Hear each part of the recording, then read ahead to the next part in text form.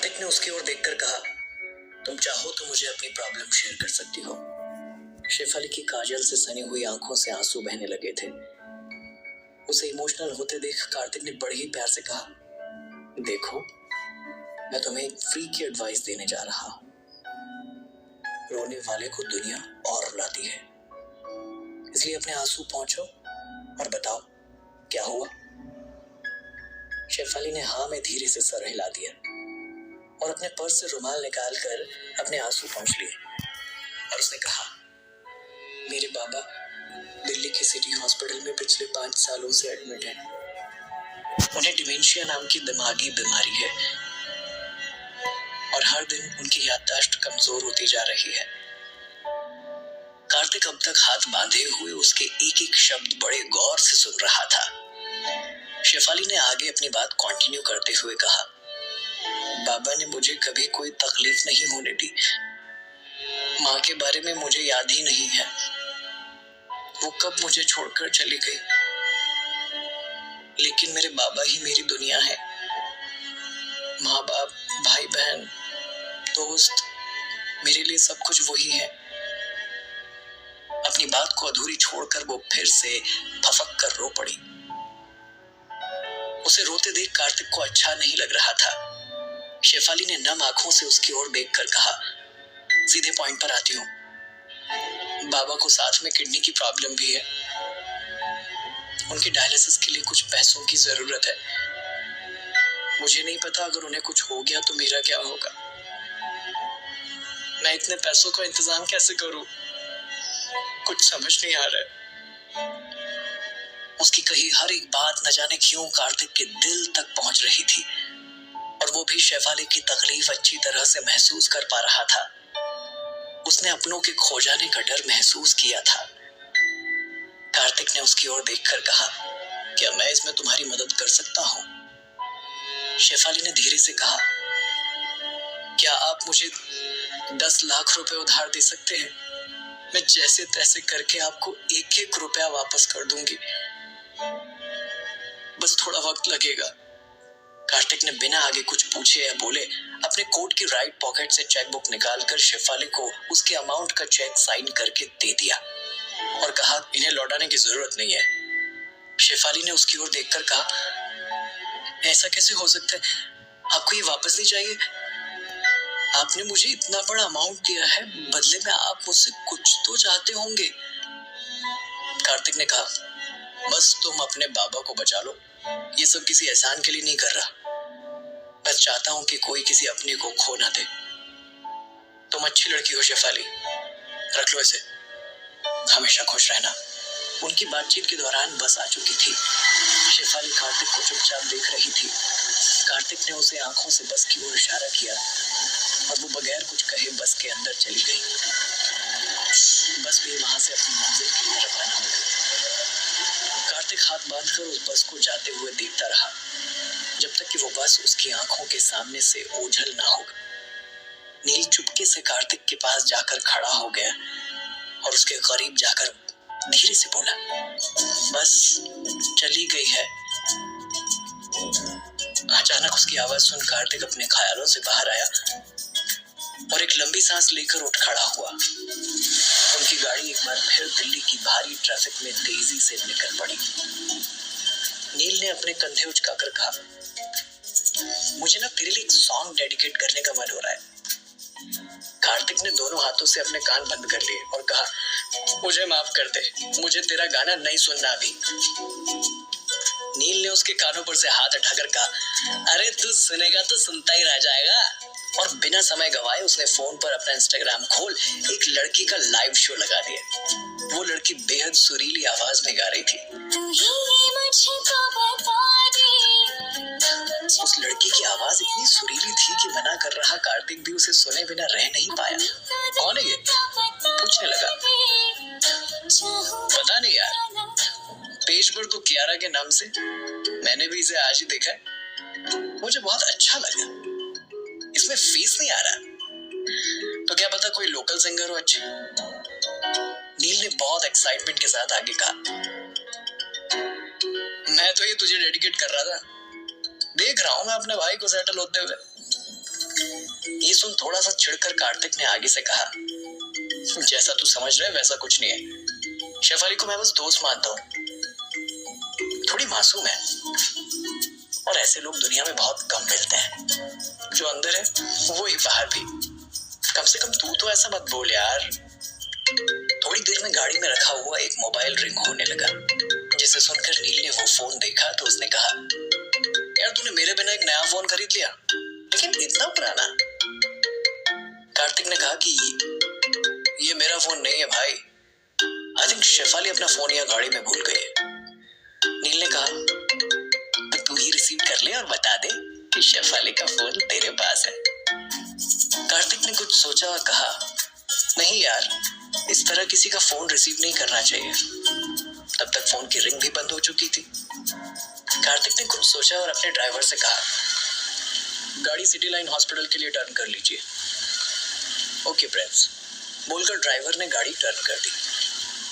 नील ने एक बार फिर पीछे पलटकर कार्तिक को देखा और कहा, युवराज जी, आप हमें बता सकते हैं कि हम शहर पंक्ति क्यों जा रहे हैं? कार्तिक ने सवालिया लहजे में कहा, शहर पंक्ति? नील ने धीरे से कहा, हमारा तात्पर्य सिटी लाइन से है युवराज। जिसकी अमानत हमारी गाड़ी में छूट गई है, उसे वापस करने हम शहर पंक्ति I mean city line hospital जा रहे हैं। नील ने हाथ जोड़कर सर झुकाकर कहा, युवराज की जय हो। आपके रहते आपकी प्रजा कभी दुखी हो ही नहीं सकती। उधर शेफाली सिटी लाइन हॉस्पिटल पहुंच चुकी थी। वहां पहुंचकर उसने रिसेप्शन में अपनी कुछ फॉर्मेलिटीज पूरी की और रिसेप्शन के बाजू में लगी लिफ्ट में एंटर हो गई। आज वो बहुत खुश थी, क्योंकि अब वो अपने बाबा का ऑपरेशन करवा सकती थी। 4th फ्लोर में पहुंचकर जैसे ही जनरल वार्ड में अपने बाबा के बेड पर पहुंची, उस बेड पर कोई और पेशेंट देखा तो वो घबरा गई। उसने उस पेशेंट के साथ मौजूद अटेंडर को देखा और कहा, ये बेड तो मेरे बाबा का था, मेरे बाबा कहाँ गए? अटेंडर ने कहा, मुझे नहीं पता आपके बाबा कहाँ हैं। पिछले 7 दिनों से तो मेरी पत्नी का ही इलाज इसी बेड पर चल रहा है। शेफाली उनकी बात सुनकर और परेशान हो गई। जनरल वार्ड में मौजूद नर्स के पास जाकर उसने बेड की ओर इशारा करते हुए कहा, वहां मेरे बाबा थे, मिस्टर श्रीकांत जोशी, वो कहाँ गए? नर्स ने बेपरवाही से अपना रजिस्टर देखते हुए जवाब दिया, जिन पेशेंट के बेड का पेमेंट नहीं हुआ उनको टॉप फ्लोर पर रख दिया गया। शेफाली ने नाराज होते हुए कहा, एटलीस्ट आप लोगों को मुझे इन्फॉर्म तो करना चाहिए था। और बगैर नर्स का पूरा जवाब सुने वो वहां से भागती हुई बाहर निकल गई। भागते हुए जा रही शेफाली अचानक कॉरिडोर में एक शख्स से टकरा गई। इस वक्त शेफाली बहुत हड़बड़ी में थी। उसके चेहरे से परेशानी का भाव साफ झलक रहा था। उसने उस शख्स को बगैर देखे ही कहा, आई एम सॉरी, और लिफ्ट की तरफ चली गई। जिस शख्स से वो टकराई थी वो कोई और नहीं, कार्तिक था। कार्तिक ने उसे आवाज देकर रोकते हुए कहा, क्या हुआ शेफाली, तुम इतनी जल्दबाजी में कहाँ जा रही हो? उसकी आवाज पहचान कर शेफाली पीछे मुड़कर उसे देखने लगी। उसकी आंखें एकदम नम थी। उसे इस तरह परेशान देख कार्तिक को अजीब लगा। उसने बगैर कार्तिक से नजर मिलाए कहा, आई एम सॉरी सर, मुझे पता नहीं था आप हैं।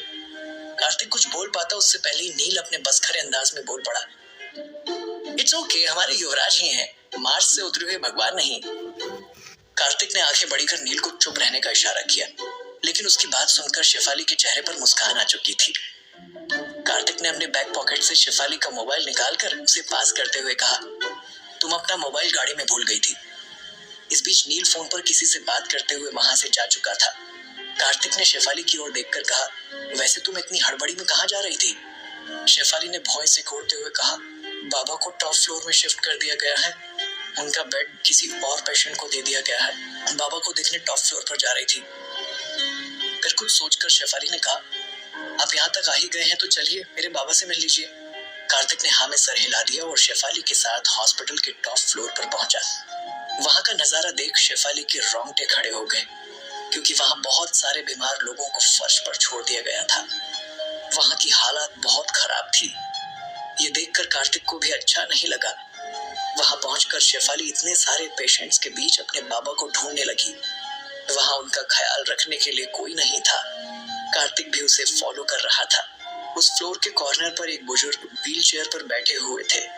वो इतने ज्यादा कमजोर हो चुके थे कि अपनी गर्दन भी संभाल नहीं पा रहे थे। उन्हें देखकर शेफाली भागकर उनके पास पहुंची, बोली, बाबा आप कैसे हो? बीमारी से बुजुर्ग में बोलने की शक्ति भी नहीं बची थी।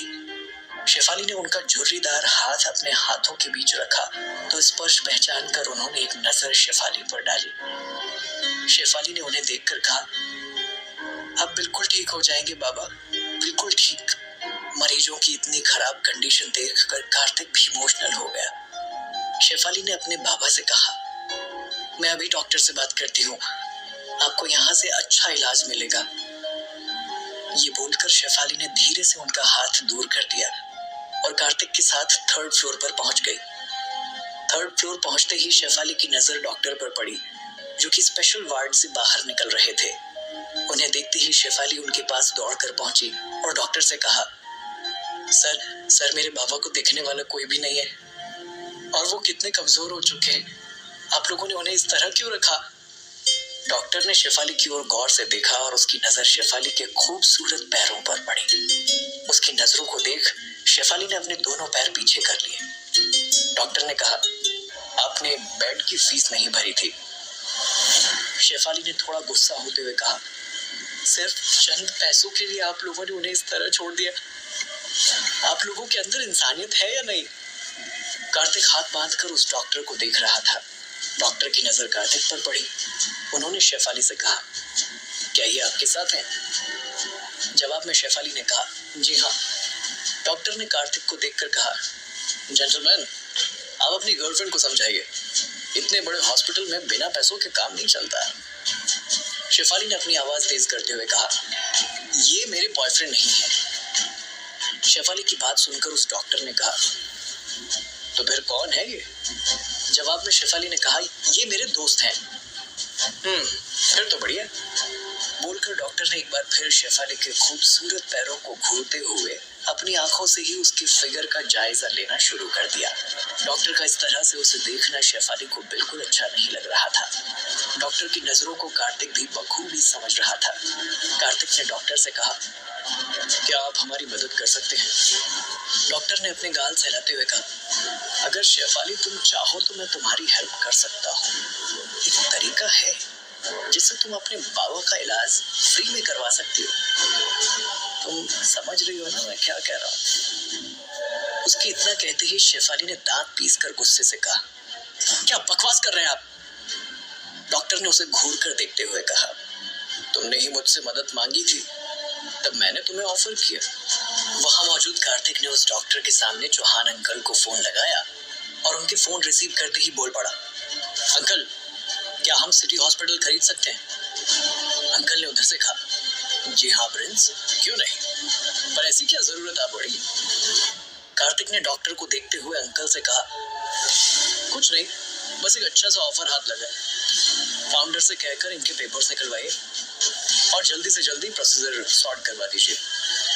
और हाँ, हॉस्पिटल के नए नाम में मित्तल लिखा होना चाहिए, ओनर के नाम पर। अंकल ने कहा, जैसा आप कहेंगे वैसा होगा प्रिंस। ये बोलकर उन्होंने फोन कट कर दिया। कार्तिक हाथ बांधकर उस डॉक्टर को घूर कर देख रहा था। कार्तिक की बात सुन डॉक्टर सरकास्टिक स्माइल दे रहा था।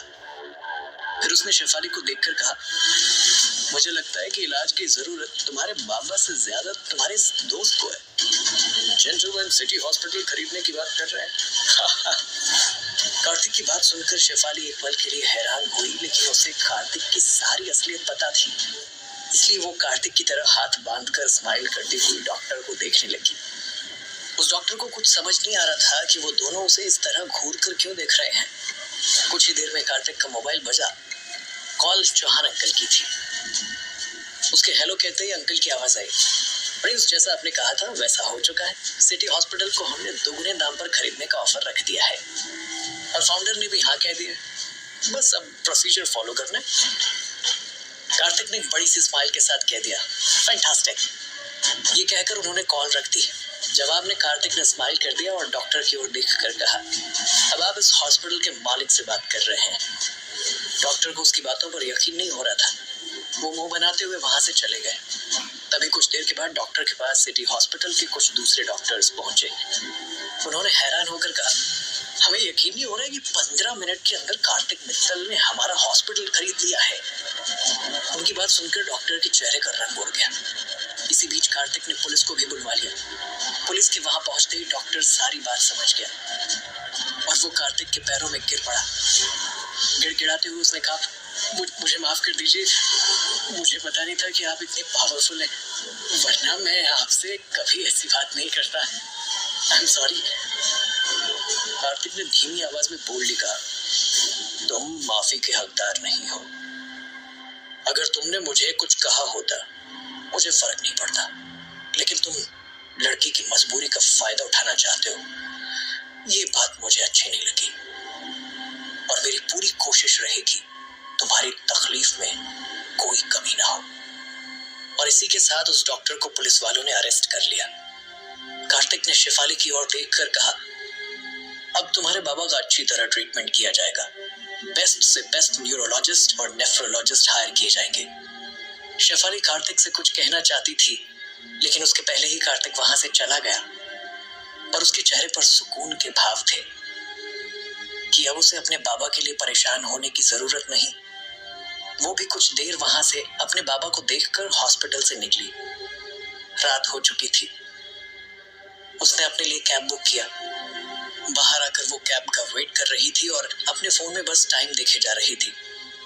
अचानक उसके सामने एक आलीशान कार आकर खड़ी हुई और उसमें से एक शख्स ने विंडो नीचे करके कहा, एक्सक्यूज मी मिस शेफाली, क्या आप नकाब के पीछे के कार्तिक को जानती हैं या फिर आप भी बस उसका शिकार हैं? शेफाली के कानों में जैसे ही ये शब्द गए, उसने झट से सामने देखा। सामने उस शख्स को देख उसके पैरों तले जमीन खिसक गई। आखिर कौन है वो शख्स जिसे देखकर शेफाली इतनी हैरान हो गई? और क्या है कार्तिक मित्तल का राज? जानने के लिए सुनते रहिए।